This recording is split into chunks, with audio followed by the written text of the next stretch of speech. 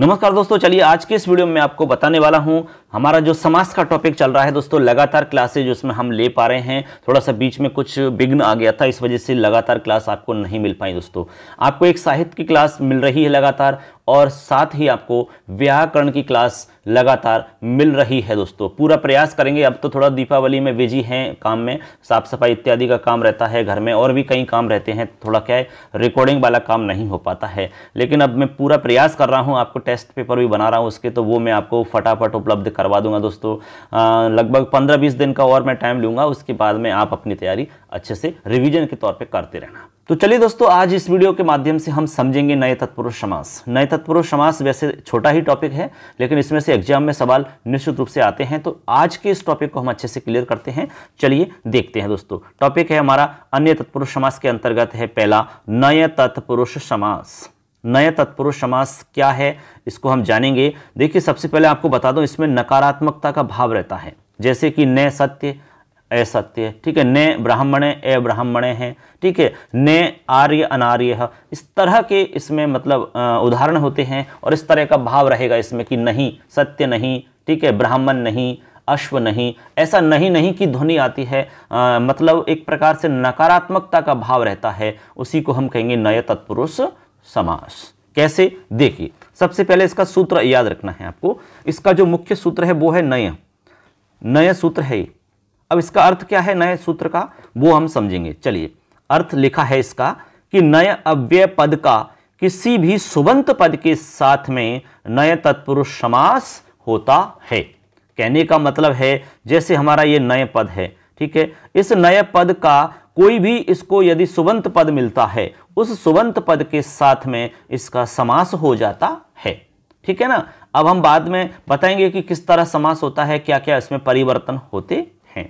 आगे कह रहे हैं कि नए पद का ही पूर्व प्रयोग होता है।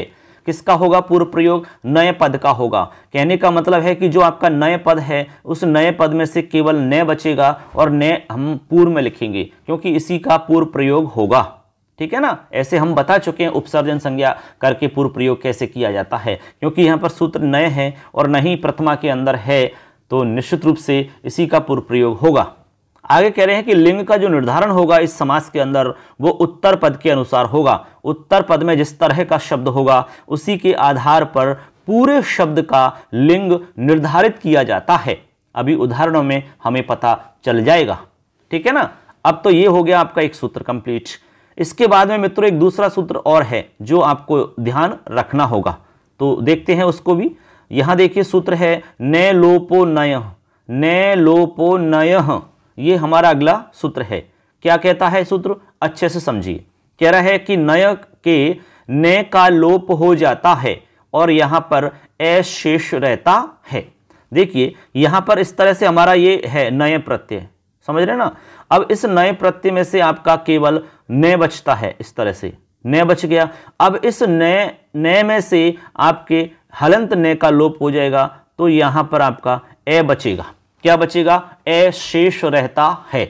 बात समझ में आ गई।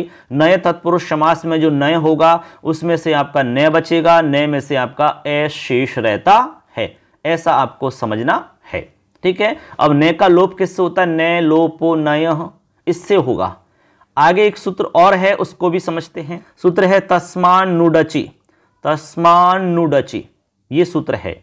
अब ये क्या कहता है भैया सुनिए, यदि स्वर बाद में हो तो, ये कह रहा है कि नए तत्पुरुष समास जैसे करोगे आप, तो नए के बाद में यदि आपको स्वर मिलता है तो इस वाले सूत्र से नुट का आगम हो जाता है। नुट का आगम, अब आगम आपको पता ही है, हमने आगम और आदेश दोनों समझा रखे हैं आपको, तो आगम आके आराम से बैठ जाता है, ठीक है, एडजस्ट हो जाता है। आदेश तो हटा करके आता है, किसी को हटा करके खुद उसकी जगह आता है, लेकिन आगम जैसे कोई बैठे हुए हैं ना ऑलरेडी, उनके पास में आके बैठ जाता है, किसी को हटाता नहीं है और अपनी जगह बना लेता है, बीच में एडजस्ट हो जाता है। तो आगम होता है इसमें नुट का आगम। देखिए ऐसे नुट का आगम होगा, नुट में से टे चला जाएगा, ऊ चला जाएगा, और सिर्फ इसमें आपका न बचेगा, यानी कि न शेष रहेगा। इसमें क्या शेष रहेगा? न शेष रहेगा, समझ गए ना। ऐसे तो यहां तक आप तीन सूत्र आप समझ चुके हैं। नय, नयलोपो नयः,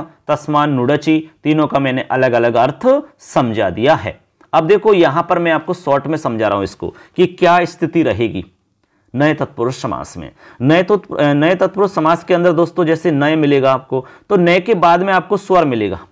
यदि आपको नए के बाद में स्वर मिलता है तो जो नए है हमारा वो बदल जाएगा अन में। ये आपको विशेष ध्यान रखना है।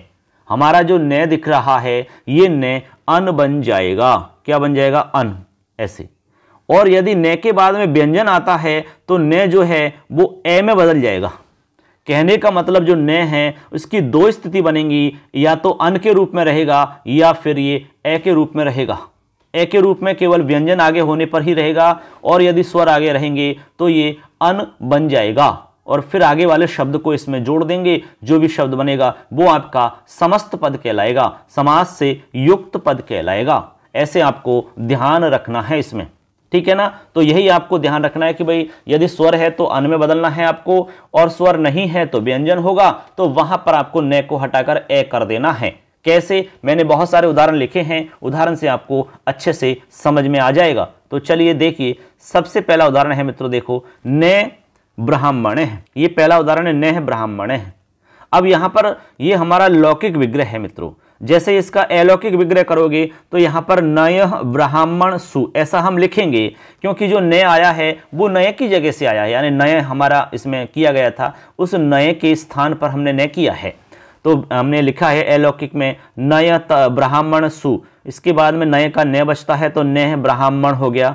इसके बाद में देखिए यहाँ पर क्या है, नय के बाद में यहाँ पर व्यंजन आ रहा है। क्या आ रहा है? व्यंजन।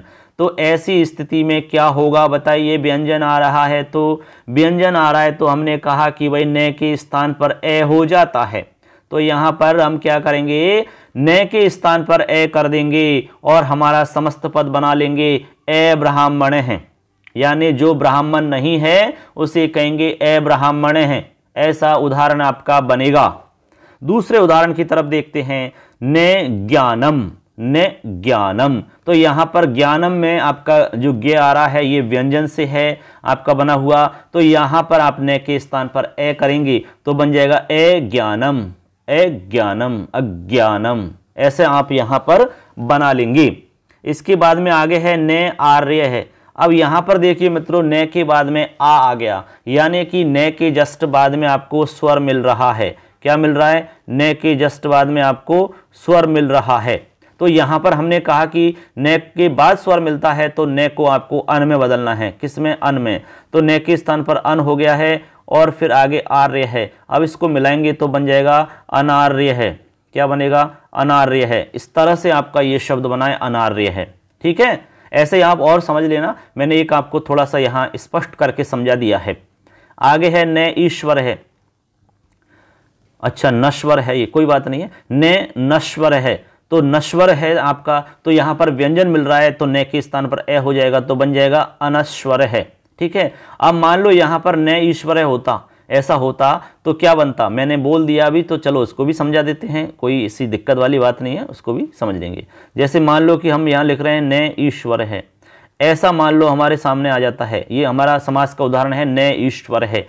तो हम देखेंगे कि न के बाद में यहां पर आपको स्वर आ रहा है, तो यहां न का अन बन जाएगा। क्या बन जाएगा? अन। अब आप मिला दीजिए तो क्या बनेगा? आप बताइए। अनीश्वर है, ऐसा बनेगा। देखिए मैं लिख के बता देता हूं क्या बनेगा।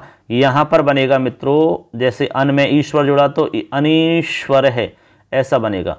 अनीश्वर का मतलब हो गया जो ईश्वर नहीं है वो अनीश्वर है, ऐसे। ठीक है ना, ऐसे आप बना सकते हो। अब और भी उदाहरण हैं, एक एक उदाहरण को समझ लेते हैं। मैं डायरेक्ट बताऊंगा, अब तो स्पष्ट करके तो मैंने बता ही दिया आपको एक दो।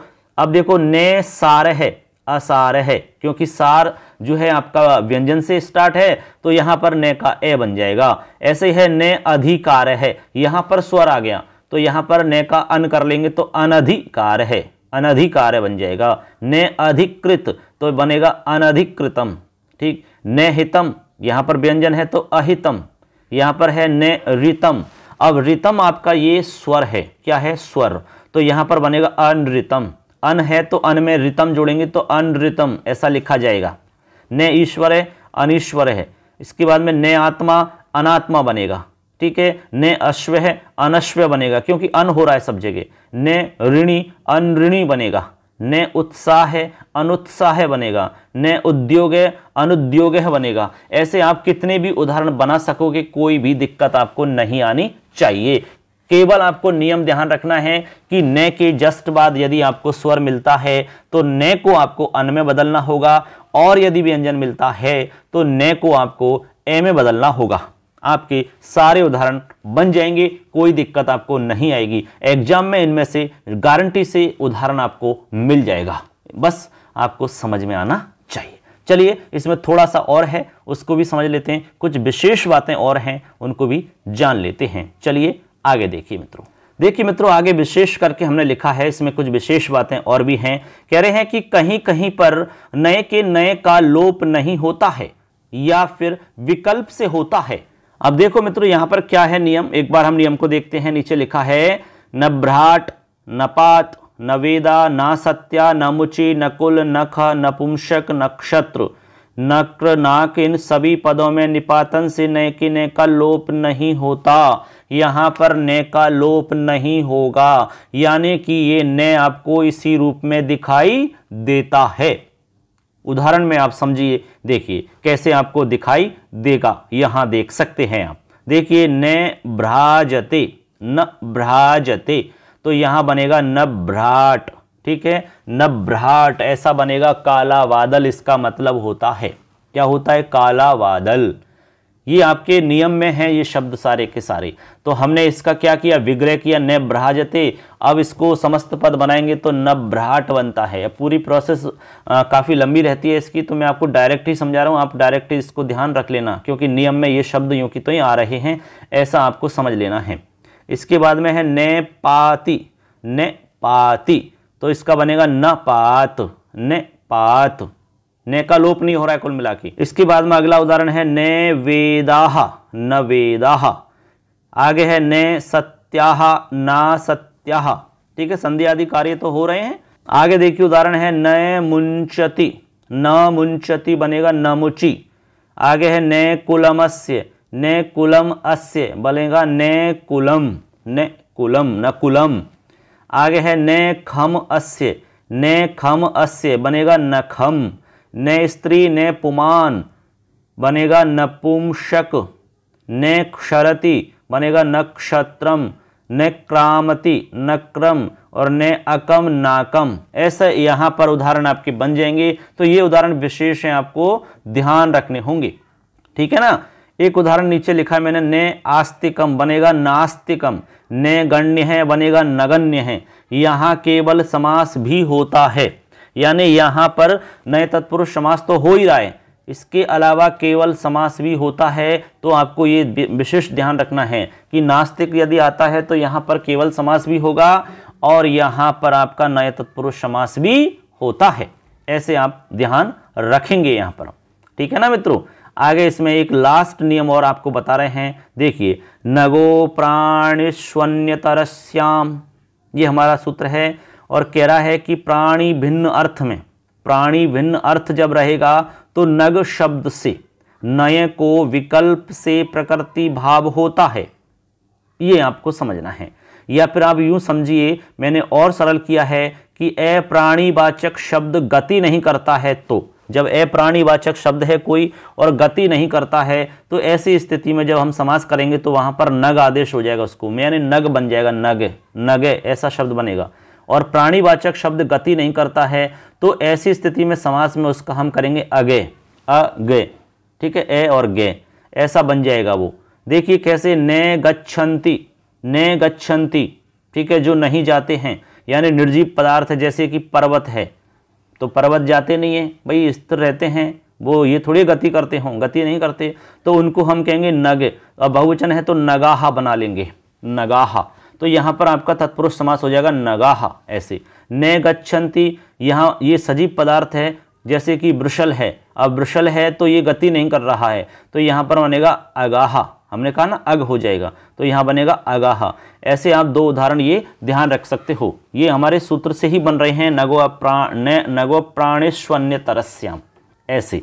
ठीक है। तो इस तरह से मित्रों यहां पर हमारा नए तत्पुरुष समास कंप्लीट हो जाता है। छोटा सा समास है नए तत्पुरुष समास। इसमें आपको कुछ बातें विशेष हैं वो आपको ध्यान रखनी है। एक तो हमने कहा कि भाई न के बाद में स्वर मिलता है तो न को अन में बदलना है, और ए आपको न के बाद में यदि व्यंजन मिलता है तो आपको न ए में बदलना होगा। इसके अलावा हमने आपको यहाँ पर नए तत्पुरुष के अपवाद बताए, जैसे कि न भ्राट है, न पात, न वेदा, न सत्य, न मुचि, न कुल, नख, नपुंसक, नक्षत्र और नक्र, नाक, इन शब्दों में निपातन से न की न का लोप नहीं होता है। इसके बाद में हमने नीचे अभी बताए आपको नगो प्राणीश्वन्य तरस्याम, इससे हमने 2 उदाहरण आपको समझाए हैं यहाँ पर, ठीक है, कि अप्राणीवाचक शब्द गति नहीं करेगा तो उस समय नग हम उसको लिखेंगे समास में, और प्राणीवाचक शब्द गति नहीं करेगा तो वहां पर समास में हम अग लिखेंगे। तो यहां पर नगा और अगा ऐसे 2 उदाहरण आपके बन जाते हैं दोस्तों। तो इस तरह से आपने अच्छे से सुना होगा दोस्तों। चैनल को सब्सक्राइब कर लेना, बेल आइकन को प्रेस कर देना, क्योंकि लगातार क्लासेज आपको यहां पर मिलेंगी।